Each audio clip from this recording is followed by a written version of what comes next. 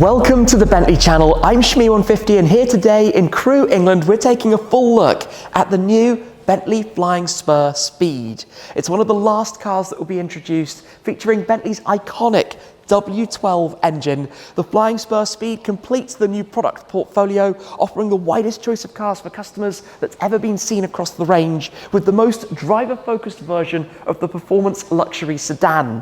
The ante has been upped with more power from the 12-cylinder engine. There are numerous visual cues on the exterior specific to the Flying Spur Speed, including the styling specification with the carbon fibre exterior, the black line specification offering the black wear that you see throughout, and new exclusive 22-inch wheels as well for the Speed. There's a lot for us to take a walk through though, all of the technical side of things, a full exterior tour, and we'll check out the interior too. But let's start with the power plant, the 6-litre twin turbocharged W12, which for the Flying Spur Speed now produces 635 PS, that's 626 brake horsepower. It's up 85 PS from the Flying Spur S, and torque is also taken up from 770 Newton meters to 900 Newton meters in the Flying Spur Speed. That's delivered to a very clever active all-wheel drive system through the 8-speed ZF automatic gearbox. You'll find top speed in 6th gear,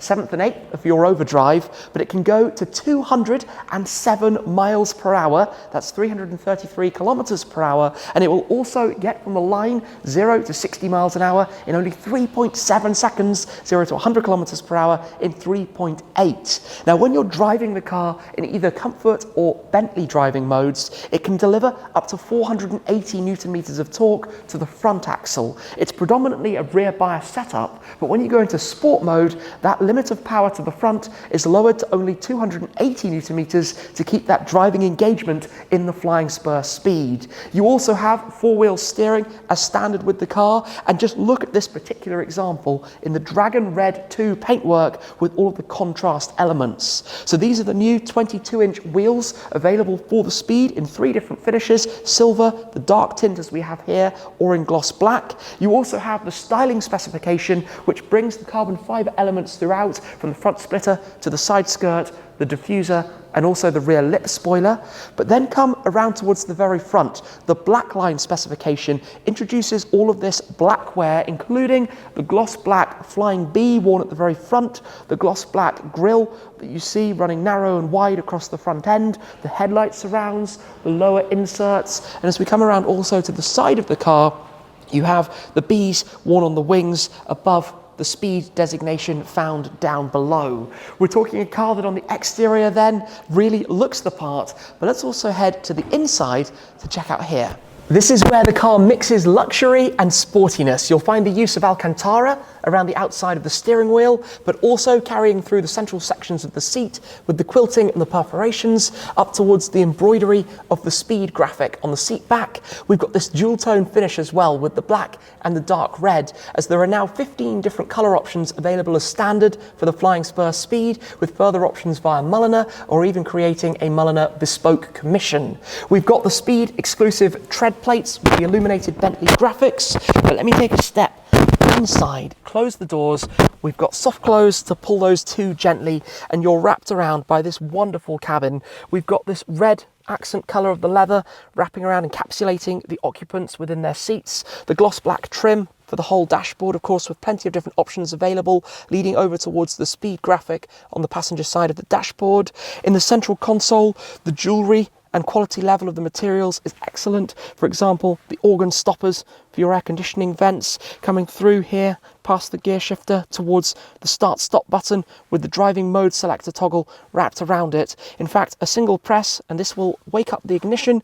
We'll have the dashboard with the rotating display for the infotainment system coming into action, a work of art to see and witness all of that happening, where of course we have the latest technology, your adaptive cruise control, your blind spot monitoring, and the assistance systems that you would hope to find in such a vehicle. Sat inside here though, it feels like a muscular, sporty, but still luxurious car that you can drive over 200 miles per hour, powered by that W12 engine. But it's not all about the front, so let's go and have a look as well in the rear of the car. The luxury continues into the rear, the same quality of materials and finish that you found up front. We have electric seats in the back, 14-way seats with massaging, heating and cooling, controlled through the selectors on the door panel or through the tablet in the center. In fact, this tablet system repeats some of the entertainment controls that you have from up front, plus the ability to set your climate, your seats, to open and close the blinds all around, including the secondary sunroof, both up front and also for the rear section. In the armrest, we have plentiful storage opportunities available here with a cubby, with your charging ports, with cup holders, all easily available, plus fridge with 2 settings found right behind as well. In terms of other fit and finish, the same dual tone leather and Alcantara is used here, the same level of quality with the organ stoppers, plus surrounded by the name sound system upgrade as well we have in here. Vanity mirrors for the rear occupants, because of course this is a car that you could drive or you could enjoy being driven. Naturally, the bias of the Speed is more towards the driver, towards the driver's focus, but when you're sat back here with the tablets with all of your infotainment, it's not exactly a bad place to be. For the occupants in the back, you also have the supplied headsets to use with the infotainment system.